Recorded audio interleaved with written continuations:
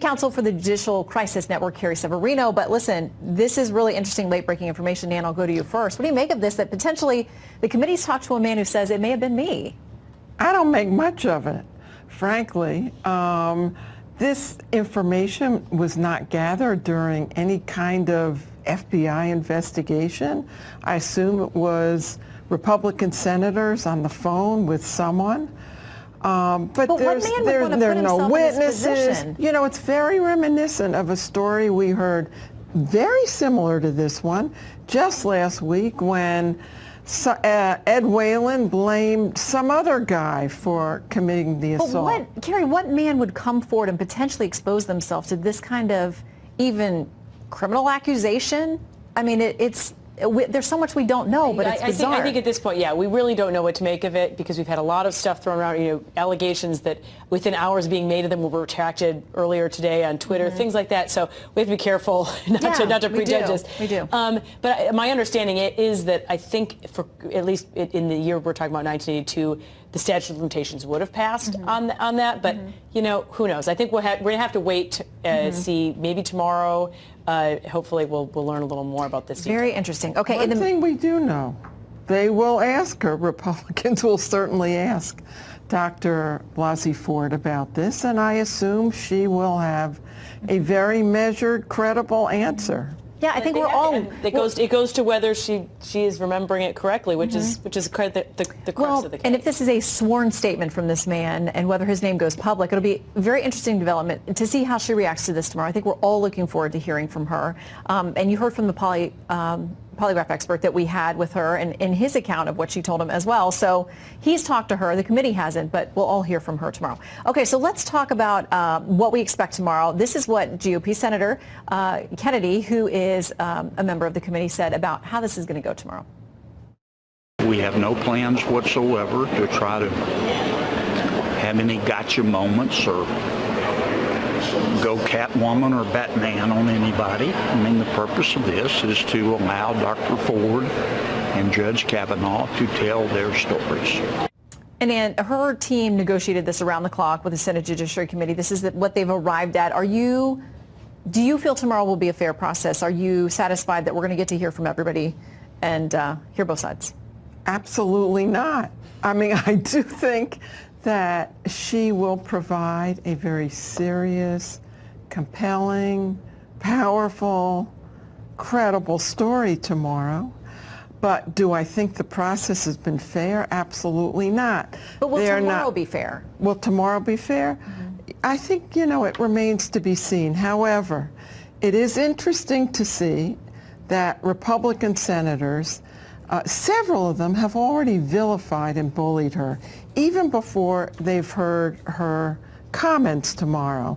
It's like 27 years ago with Anita Hill. How do you feel that they are bullying her? By asking her to show up? Lindsey Graham has already tried to discredit her story. Orrin Hatch, who was there 27 years ago with Anita Hill, so how do you think has said that she made up her story, well, that she's mixed up. How do you think that contrasts with the Democrats who've already found him guilty without hearing from the two of them?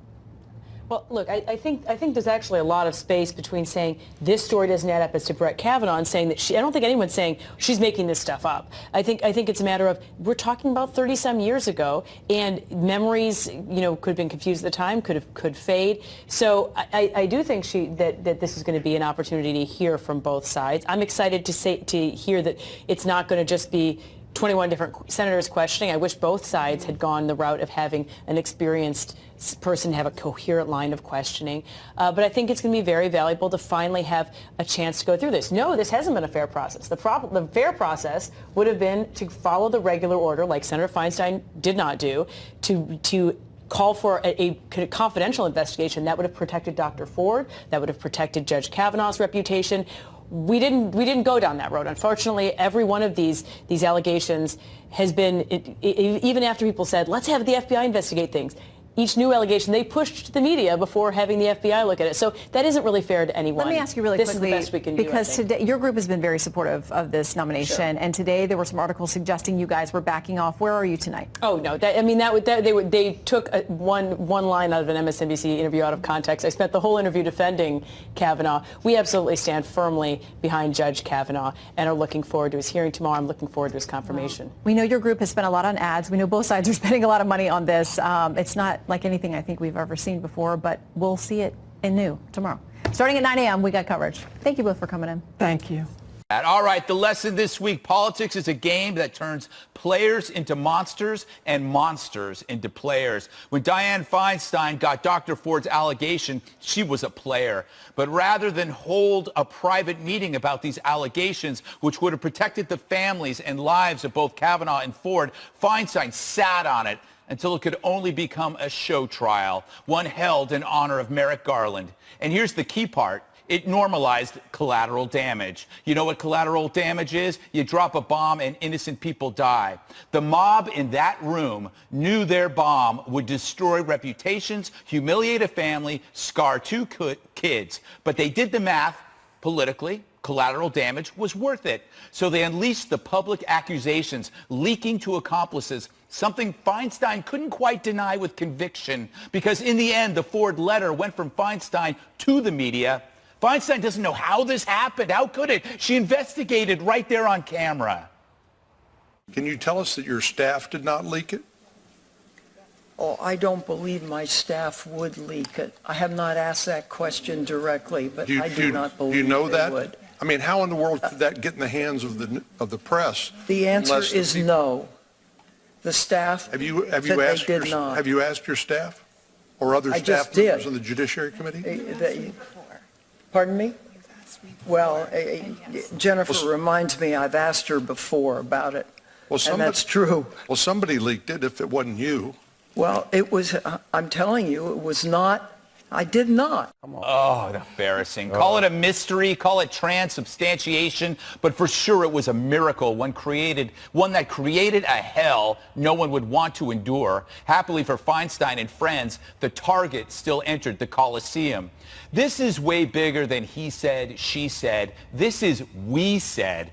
Due process replaced by political vigilantes. Presumption of innocence be damned. Yesterday we saw a mob seeking payback, tribalism, trumping institutions and common sense. A female victim gets used. A wife, mother, and daughter are wounded, perhaps permanently. America gets sick, while Feinstein holds a pitchfork and says, "Who, me?" Good. Good. You know why you know this was so manufactured is where Alyssa Milano was sitting I think directly to the over Kavanaugh's shoulder. She was the guest of Feinstein. And she was smiling and texting, and it's like, why was she there? That was orchestrated. This was a show trial. Yep.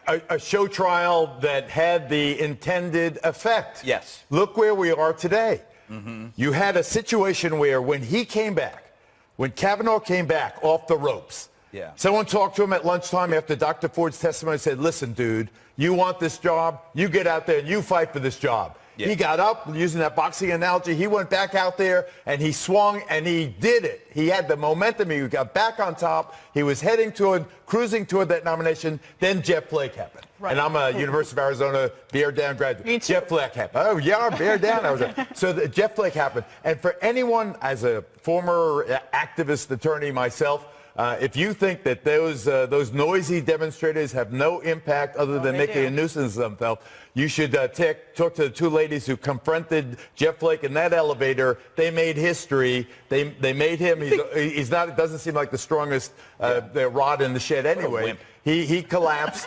He collapsed, and then they had no choice. They had no choice. Lindsey Graham says it didn't come from, the leak came from Feinstein. Shouldn't there be an investigation? Well, I think the prosecutor yesterday did a really nice job establishing the chain of custody for this letter. She said it's either Ford personally, and she gave it to the Congresswoman, Democrat, and then it went to Feinstein. Those are the only three people that had custody of it. The leak must have come from them. And if you look at this woman Ford yesterday, incredibly riveting, very compelling, obviously believable personally, but she's incredibly naive. She's an academic. She's, you know, a little bit, she seemed a little out of it at times, and she has been manipulated by the Senate Democrats in the Judiciary Committee and by her lawyers. And the prosecutor did an excellent job explaining that, and here's how. The whole flying thing, afraid of flying, that was manufactured. They showed that she goes to Hawaii. She goes all over the country. She had just flown back and forth across the East and West Coast, so that was a lie.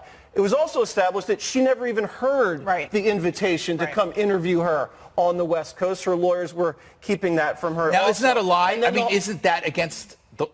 Isn't the truth? Against the truth? Well, no, and couldn't the lawyers be in trouble for withholding? Yeah, I mean, you don't have to tell your client everything. Geraldo would know more, but it seemed like she had no idea that that offer was proffered. And then the polygraph was very bizarre that they did it on the same day she had gone to her mother's funeral. But then she couldn't they won't remember. release any of the audio and the video from the polygraph. And the sex crimes prosecutor, again, made a great point at the very end in closing and said, this is not how you treat a true victim of sexual assault. Go back you to give where her I a started. forensic interview, and you don't polygraph her up and lawyer her up and then parade her out on national television. These people, like you said in the monologue, liked watching Ford being tortured, liked watching Kavanaugh being tortured. It was sadistic what they did to these It was people. all of those things, but it was also premeditated. Yeah. You don't have to be guessing around. The Democrats, I come back to this point, the Democrats, which represent the pro-choice forces in this country,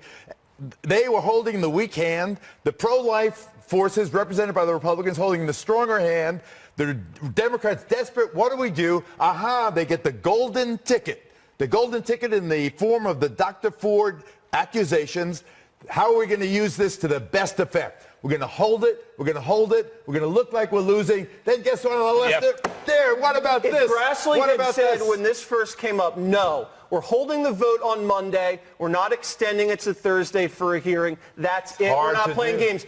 If he had done that, it would have avoided this delay, and it would not have jeopardized this vote. It's do you think important- he could have played that way, or do you think he would have suffered? I think it would have. You would think he would have The suffered? Republicans How did it looks like they're not willing to hear from women about sexual assault, which is a playbook that Democrats have been using for decades. Agreed. They've been using it in political campaigns, midterm, presidential, for years. That would have not been optically a good look. Now, the consequences of that are might where we not- are today. right. But It's there's all one at thing, risk one now. thing I do want to say about Dianne Feinstein dropping this bomb into the middle of the committee.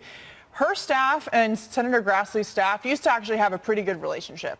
They used to have a really professional working relationship when it on comes to very abortion. important big issues like protecting whistleblowers, national security, oversight of government agencies, and she has completely destroyed any kind of relationship that they had in the past as the left continues to lecture the right about civility and coming together and Washington working to make sure we're bettering the country. She destroyed that relationship.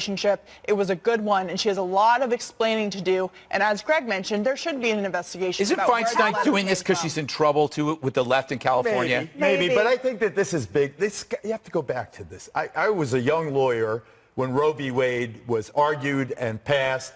This was a sea change. This was an incredibly profound, women in the streets, the first lap of the women's movement was happening, unfolding. The nation was beginning to fracture along these lines. This is the generation later. The pro-life forces finally had an opportunity to sway things back their way a generation later. And this is the fight to the finish. This is any means necessary. But if you can acknowledge that, if you can say this is political, this is about abortion, then can't you see that no matter how many investigations you do, there's always going to be something else, always something else. I agree. So you can't just keep calling for investigations of uncorroborated claims because this is political. And Kavanaugh said it was political, which they hate him for. Yeah, they because said it was he willing revenge to for come the Hillary out- loss. Right. He was willing to come out and say this is about politics. Isn't this Merrick Garland? Isn't Merrick Garland was never justification falsely enough? accused of And gang his raping whole women at a high reputation school was party. He didn't even get a Excuse hearing. me. He didn't give a chance to get accused of anything. These types of salacious claims. They played dirty with Merrick Garland. Now what goes around? I don't see. Not like this. I don't think that you could actually predict or say that with this Supreme Court nomination, anything happens to Roe v. Wade. I think that's a game in itself. I don't think that it's under threat, Geraldo. I do. I'll tell you very easily, very quickly. Roe v. Wade said there's a competing interest, mother and unborn child. At some point, the child becomes viable when the child can live outside the mother. The child now has the rights of a human. That date keeps getting pushed back 6 months, 5 months, 4 months into the pregnancy. Guess Now what? The majority that's of women where the actually fight will support be. that. They're going to the technology. They'll use technology to Sonogram showing that a baby's a real thing. The message we're giving is that you can derail a nomination if you don't like the policy, and it's being allowed. It's being tolerated right now. And boys lining the hall waiting their turn. And nobody had ever said a thing there. I don't know if the FBI is going to investigate that too. Although, Jeff Snowflake says, well, it's going to be, we'll see. It's only going to be limited in scope. We'll see how limited in scope it ends up being. That's why this election is important. They have done everything they can do to undo what you, the American people, want. Everything lying about a Russian dossier, hookers urinating on a bed and spreading that information to steal an election before the election. Then spreading that information to cause a special counsel to be appointed. Not knowing they'd ever be exposed thanks to the show and many people that we have on this show. I'm going to get into all this. This is the end of due process in America. I'm telling you right now, it's going to be going forward guilt by accusation. Because that's all we've got. It's never going to go back to presumption of innocence anymore because you reward this behavior, these smears, the lying, the slander, the besmirchment, the character assassination. They're going to do it again and again and again. And if you think the predictable every 2-4 years, racist, sexist, homophobic, xenophobic, Islamophobic, dirty air, water, kill children and throw granny over the cliff, you think that's bad? What you've watched and witnessed in the last 12, 13 days is just the tip of the iceberg. It'll get more outrageous. And more innocent people's lives will be ruined. You think all those allegations that have come out against Judge Kavanaugh are true? 39 days they're hoping you stay home. You going to stay home? You'll get the government you deserve. With only a kite, a house key, and wet hemp string, Benjamin Franklin captured lightning in a bottle. Over 260 years later, with a little resourcefulness, ingenuity, and grit, we're not only capturing energy from the sun and wind, we're storing it, ensuring Americans have the energy they need whenever they need it.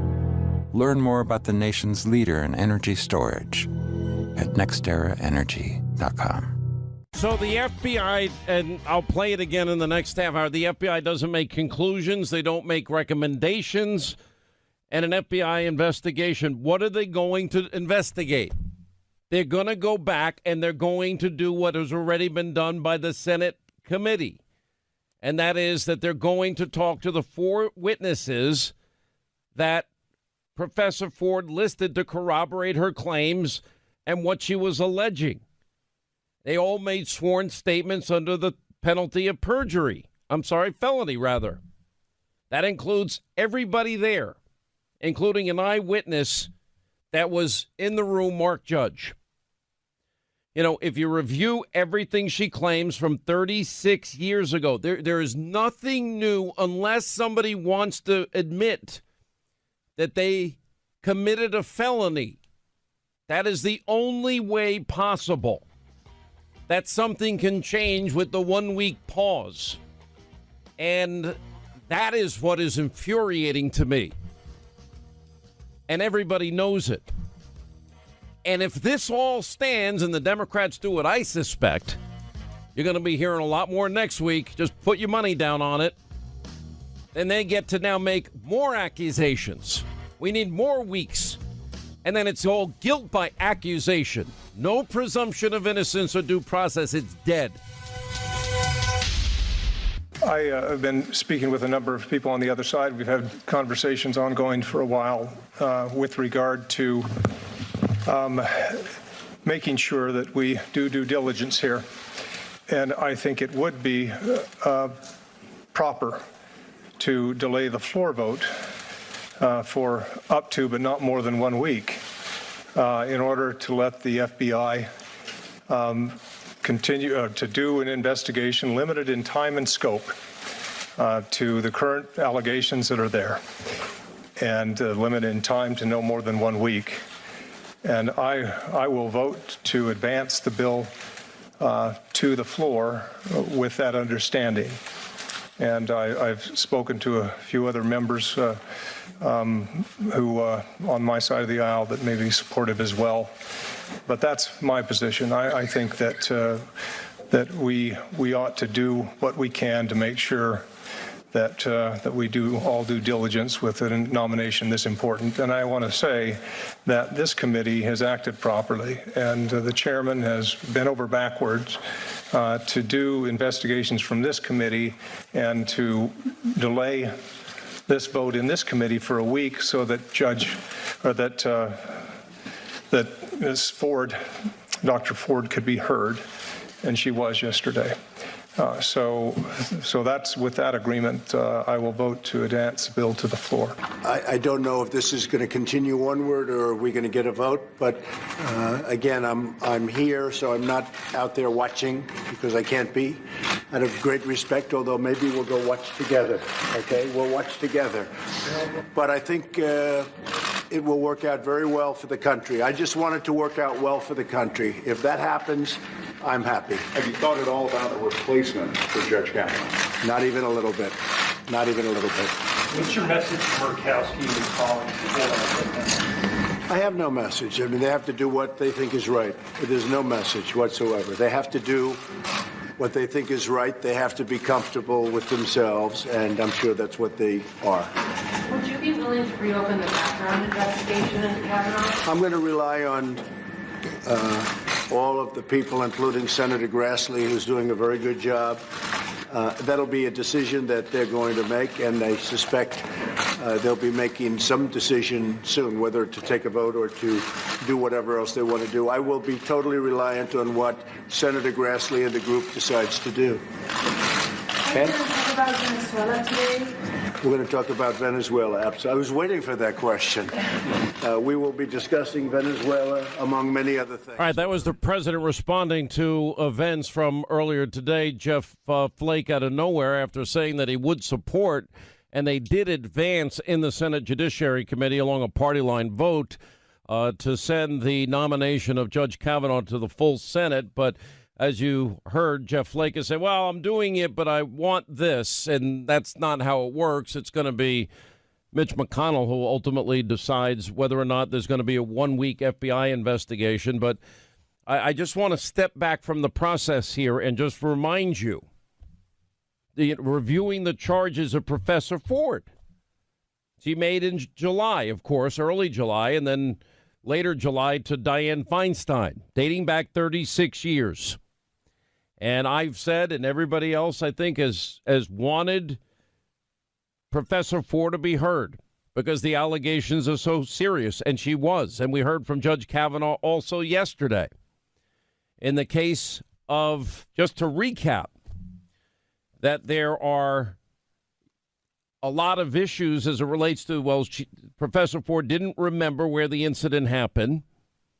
We know that. She didn't remember a day of the week, a location, how she got to or from the party that had or the alleged crime had taken place. She had mentioned 4 names, all 4 witnesses listed that were to corroborate her claims, deny what she was alleging from 36 years ago. All 4 people in sworn statements under the penalty of felony. Under the penalty of felony. Have put their statements down.